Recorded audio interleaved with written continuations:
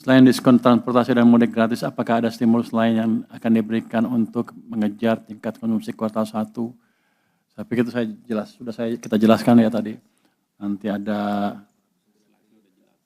55 triliun tambah sekian, cukup banyak itu. Tadi di slide yang pertama sudah saya jawab itu, saya pikir nggak usah diperjelas lagi.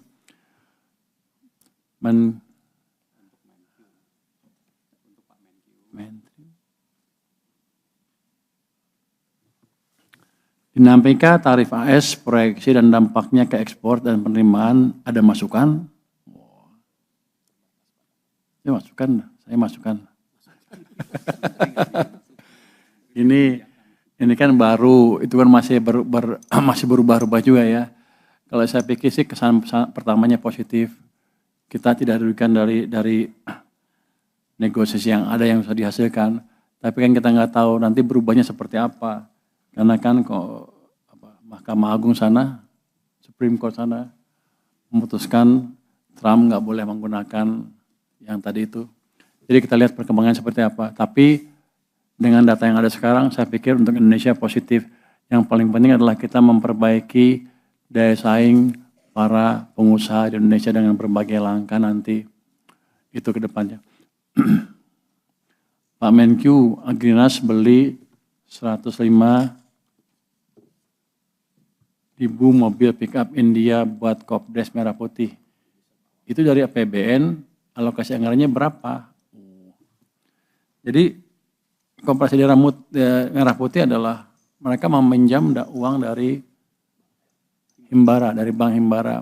Kewajiban saya Kementerian Keuangan adalah setiap tahun kira-kira akan menyicil pinjamannya sebesar 40 triliun selama 6 tahun.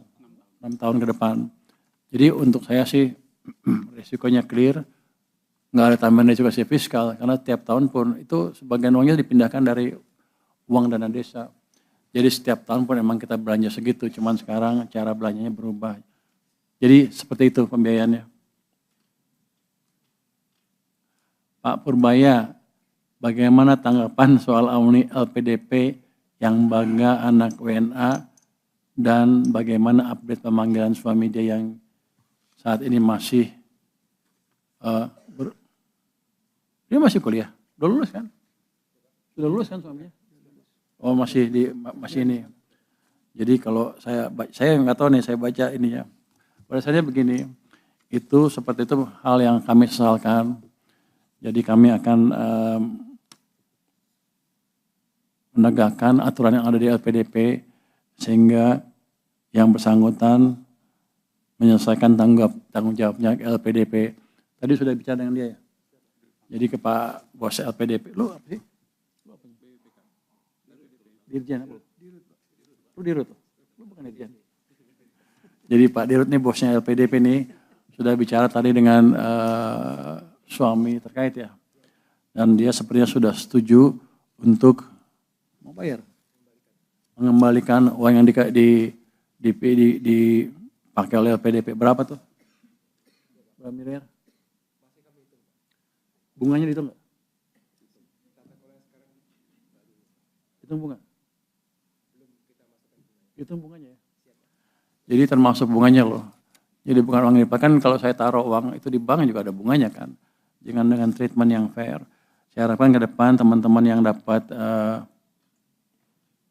pinjaman LPDP, ya kalau mau nggak seneng yang nggak seneng, tapi jangan menghina-hina negara lah. Jangan begitu.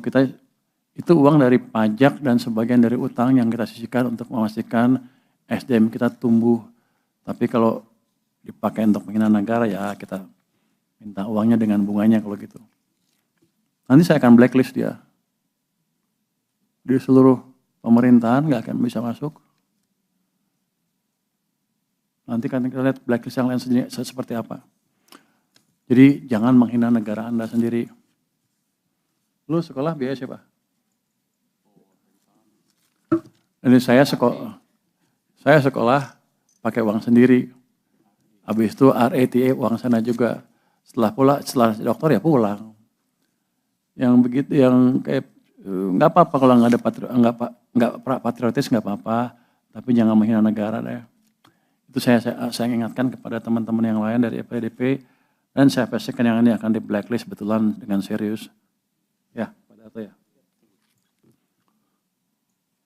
Pak Purbaya, untuk THR ASN bagaimana kelanjutannya? Itu sedang diproses lah, sebentar lagi keluar. Tapi bukan kami yang umumkan, nanti Pak Presiden yang umumkan.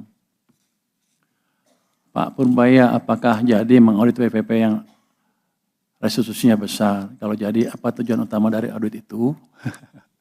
Wildan mana Wildan? Yang sering nanya lu ya? Kita akan audit. Terutama yang kelihatannya besar-besar yang mencurigakan tahun lalu. Karena tahun lalu kita keluarin berapa tuh? 270? 320 ya? 330? Restitusi. Lu bobo lu. 360 triliun restitusinya. Menurut saya kebesaran. Saya akan lihat ada nggak yang main-main di situ. Tujuannya apa? Tujuannya supaya ke depan kalau restitusi jangan main-main. Supaya uang saya nggak hilang gitu. Dan memperbaiki kondisi fiskal juga. Oh, mana tadi?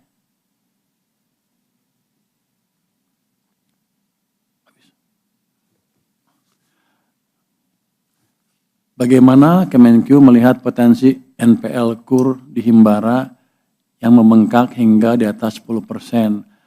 Bagaimana mitigasi yang dilakukan? Apakah ada rencana APBN ikut menanggung? Udah dengar? Mana dengar ini? Gimana? 10% itu kan di cover sama ya? Enggak. Jadi gini, harusnya itu bukan tanggungan kami lagi kan ya. Itu kan perbankannya sudah ada, Jamkindo sama Askindo segala macam, tanggung jawab perbankan sepenuhnya. Jadi kami belum ada rencana untuk ikut menanggung. Yang adalah kami sedang hitung-hitung apakah KUR sebaiknya dijalankan oleh satu entitas di bawah Kementerian Keuangan atau tidak. Kami sedang pelajari itu dan sedang diskusi dengan Danantara juga. Mungkin untuk saya hanya itu. Ada pertanyaan yang saya nggak usah jawab, nggak apa kan? Nanti sebetulnya masuk ke teori macam-macam. Oke, silakan Pak Wamen. Pak Febrio, silakan. Baik, terima kasih Pak Menteri, Pak Wamen. Ini ada beberapa pertanyaan. Pertama tadi yang terkait dengan kesepakatan dagang RI dengan AS. Pak Menteri tadi sudah menyampaikan bahwa ini masih ada beberapa ketidakpastian, akan tetapi kita akan selalu siap. Jadi tim negosiasi yang dipimpin oleh Pak Menko Ekon kemarin juga sudah menyampaikan bahwa kita akan selalu siap. Akan tetapi kalau ada pertanyaan, misalnya apakah potensi pajak jadi turun? Nah, ini ada dua bagian. Kalau terkait dengan bea keluar, bea masuk, ini mirip dengan perjanjian perdagangan yang pada umumnya kita lakukan dengan banyak negara. Misalnya terakhir yang sudah cukup solid itu adalah EU-SEPA. Nah, dengan Amerika juga sama. Pasti ada penurunan tarif untuk namanya meningkatkan ekspor dan impor di kedua negara dan dari kedua negara. Nah, dampaknya terhadap penerimaan bea keluar, bea masuk ada, tetapi terbatas. Dan dampaknya terhadap APBN 2026 itu sudah diantisipasi. Jadi memang dari sejak EU-SEPA, perjanjian Amerika, ini selalu kita antisipasi sehingga tidak terjadi syok terhadap penerimaan negara. Lalu bagian kedua yang juga banyak ditanya oleh teman-teman media adalah terkait dengan pajak digital. Nah, ini tolong dibedakan antara pajak digital dengan pajak yang sesuai dengan peraturan perundang-undangan yang ada di Indonesia. Contohnya adalah PMSE. PMSE itu bukan pajak digital. Pajak digital yang dimaksud oleh persetujuan ini dan juga sering diperdebatkan di global itu adalah pemajakan terhadap berapa ratus perusahaan besar teknologi dan itu mayoritas memang banyak Amerika. Dan ini pembahasannya bukan seperti yang diberitakan terlalu banyak. Ini adalah terbatas pada beberapa puluh perusahaan seperti Google, Netflix, dan sebagainya, itu dampaknya sangat terbatas bagi penerimaan pajak Indonesia. Tetapi PMSE ini tetap jalan karena ini sesuai dengan yang sifatnya non-diskriminatory. Jadi PPN yang dipungut oleh DJP terhadap PMSE itu tetap berjalan. Yang juga dibahas adalah misalnya pembatasan yang disebut dengan moratorium custom terhadap transmisi elektronik. Ini juga pembahasan di global yang sudah cukup panjang dan terakhir memang di WTO 2 tahun lalu disepakati untuk moratorium. Dan ini sebenarnya lagi-lagi dampaknya bagi Indonesia relatif terbatas, bahkan kita melihat peluang untuk membangun ekosistem data center dan juga transmisi elektronik ini semakin besar ekosistemnya di Indonesia. Jadi lagi-lagi ini masih banyak ketidakpastian, tetapi beberapa pertanyaan yang sering membingungkan itu sudah kami address. Nanti monggo kalau ada pertanyaan lebih lanjut. Lalu ada pertanyaan dari Reza Nikkei. Apakah pemerintah mempertimbangkan penyesuaian batas defisit untuk mengejar pertumbuhan ekonomi hingga 8% lebih cepat? Jawabnya tadi sudah di slide awal Pak Menteri. Kita bisa pertumbuhan tinggi dengan defisit tetap paling rendah. Bahkan strategi kita dalam jangka pendek, kita akan mendorong pertumbuhan ekonomi menuju 6% itu tanpa memperlebar defisit. Khususnya kita akan melakukan seperti yang sering disampaikan oleh Pak Menteri, mesin-mesin pertumbuhannya semuanya harus dinyalakan. Fiskal, akselerasi belanja tanpa menambah defisit. Sektor keuangan juga kita pastikan likuiditas terjaga, berkoordinasi dengan Bank Indonesia, dan mereka bisa menyalurkan kredit dengan demand dari pelaku usaha yang semakin meningkat. Lalu juga yang tidak kalah pentingnya adalah iklim usaha. Ini yang sudah kita lakukan di Satgas P2SP dan secara spesifik Pak Menteri Keuangan selalu memimpin sidang di bottlenecking. Tadi sudah ditunjukkan ada sekitar 86 kasus yang sudah masuk dan lebih dari setengahnya sudah selesai disidangkan dan langsung di follow up dengan peraturan perundang-undangan yang diperlukan sehingga pelaku usaha bisa langsung melakukan investasi, membuka lapangan pekerjaan dan juga melanjutkan operasional dari perusahaannya. Tadi beberapa highlight Pak Menteri sudah menyebutkan tentang pabrik bioetanol, itu perizinannya sudah clear. Dan juga tadi ada perizinan dari beberapa apotek itu juga sudah clear. Lalu juga ada aktivitas dari pembangkit listrik tenaga sampah di Benowo, itu juga sudah clear. Banyak nanti di bottlenecking akan terus kita lakukan dan Pak Menteri terjun langsung memimpin di bottlenecking tersebut.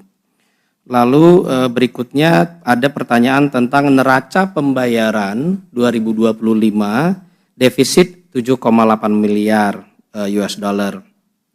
Asesmennya seperti apa? Teman-teman sekalian, kalau kita lihat dari sisi trade balance yang adalah komponen dari current account, kita sudah 68 bulan berturut-turut trade surplus. Artinya ekspor kita lebih besar daripada impor kita.